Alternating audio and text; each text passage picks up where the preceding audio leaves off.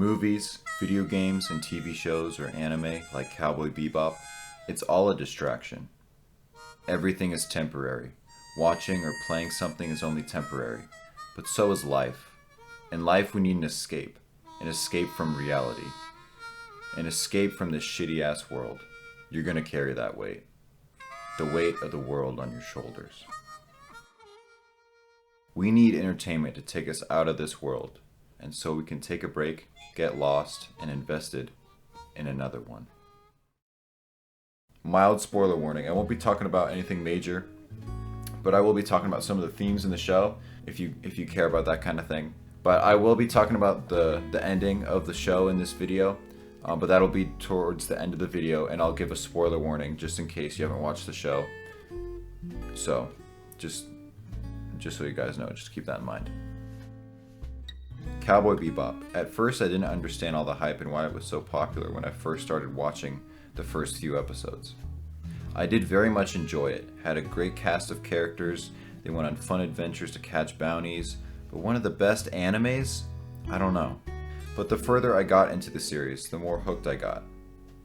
And those last 3 episodes are heart-wrenching. If you just started watching the show and you're kind of whatever about it, I'd say at least get to episode 5, because that's when it really hooks you. The show has only 26 episodes, and there is also a movie, which takes place between episode 22 and 23. I originally watched the movie after I saw the whole series, but you can watch it after the show if you want, or even before, I guess, it doesn't really matter. After watching the show, I just wanted to spend more time with the crew and watch them go on more adventures. It left me wanting more. It made me appreciate watching the past episodes for the first time. And you don't know what you have until it's gone. In Cowboy Bebop, everyone is running from their past. And what's interesting and different about this show is that it doesn't necessarily fully focus on their past and explain everything. Well, I guess they do explain everything for Faye and Jet's past, and it's all pretty clear. But they don't give you all the info about Spike's past, the main character.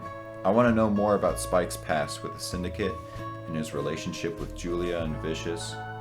But surprisingly, it doesn't need more of that information. It leaves you wanting it more, but it doesn't need it for the story that it's telling. The crew of the Bebop are running from their past, and they don't want to face it. But then it eventually catches up with them, and they have to. They can't ignore it anymore. Rewatching the show, I was able to appreciate it and love it even more, to the point where I'm obsessed with it. I've watched the show 3 times now in total, as of making this video. I love the crew, world, art, animation, music. The music is really great. I love all of it. It's all amazing. Cowboy Bebop takes place in the year 2071. Most of the Earth is destroyed by this point, and people live mainly on other planets or moons in the solar system. Cowboy Bebop has advanced technology in the show, but at the same time, a lot of the environments aren't that much different than average cities that you may even see today, which kind of grounds it more in reality while still being a cool sci-fi show at the same exact time. In comparison, in Blade Runner, everything is much more futuristic, from the guns, neon lights, etc. I also really love the Blade Runner movies, and the soundtrack from Blade Runner is similar to some songs in Cowboy Bebop. They both use classy and/or slow, beautiful jazz music at times. The Blade Runner movies are very philosophical, and they play with the idea of what it means to be human. And Blade Runner 2049 still does this, but it also deals with themes of loneliness. Anyways, I'm sorry, I'm getting sidetracked. Back to Cowboy Bebop. Speaking of themes, Cowboy Bebop is a combination of many different genres, such as sci-fi, western, and noir, and more. It also uses themes of loneliness and not being able to escape from your past. These themes of loneliness and a search for purpose are things in the show that only adults or more mature people might be able to pick up at times.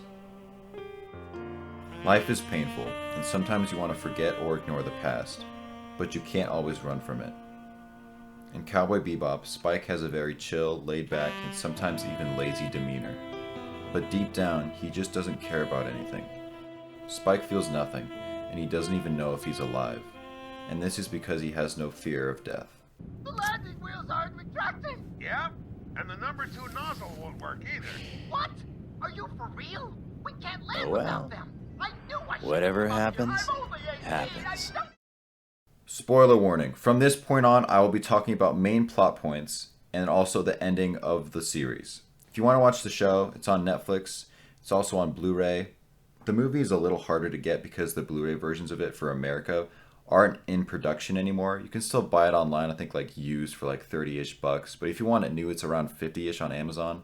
But you can get a Region B one, which is made for other countries, that still has the English dub and the Japanese one if you like that. But I definitely, this is probably one of the best English dubs for anime ever. So I definitely recommend, if you're going to watch it, watch the English dub. But anyways, this is technically a Region B version, but it's not region locked. So you can still watch it here in America on American Blu-rays or Xbox or PS4 or whatever. So if you haven't watched the show, I would recommend that you please turn off this video and don't finish it until you watch all of the show. I'd rather you enjoy the show spoiler-free than have it spoiled and be ruined for you, even if that means I lose your view. In Spike's life, he didn't really care about anything until he met Julia. He had no fear of death or anything. Turn back. When you and I first met, you told me something. You said that you had died once, that you had seen death. Why can't you just let it go? Forget the past. There was a woman. First time I found someone that was truly alive. At least that's what I thought. She was the part of me I'd lost somewhere along the way. The part that was missing, that I'd been longing for. She made him feel alive. And since she was the only thing that made him feel alive in this world, because of that connection, he feared death. It scared him because he didn't want to lose that fearlessness of death. When I was younger, I wasn't afraid of anything. I didn't have the slightest fear of dying, no reason for it. I thought that if I die, that's fine with me, any time at all. But then I met a certain woman and it changed. I started to think that I wanted to survive. For the first time, the idea of death began to scare me. It was on my mind. I never felt that kind of feeling. Almost paralyzed. And? Where is she now? She faded off somewhere. Strange.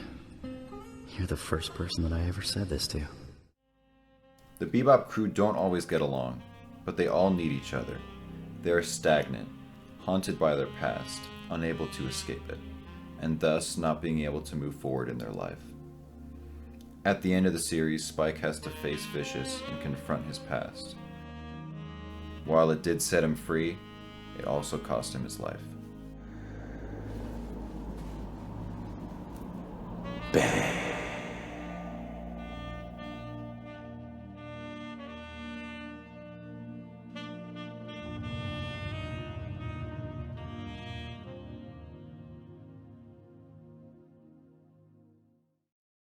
Jet Black in the show is kind of like the father figure, I guess you could say. While not only is it his ship, he keeps the crew running. He'll make food, he'll repair the other ships when they're damaged. At times he does get mad and say he'd rather be on his own. But deep down he does care about them. And they are like a family in a way to each other, until they can overcome their past and move on. In Jet's past, he used to be a cop, and then he lost his arm and was betrayed. He was also in a past relationship with a woman, but then she up and left him, wanting to live her own life. Faye Valentine is a woman who is literally from the past. She lost her memory, and she desperately wants to get it back. But once she finally does, it's useless. Faye doesn't have a place where she belongs like she hoped for, except for the Bebop. But by the time she realizes this, it's too late. Spike is leaving, never to return, and Ed is already left with Ein.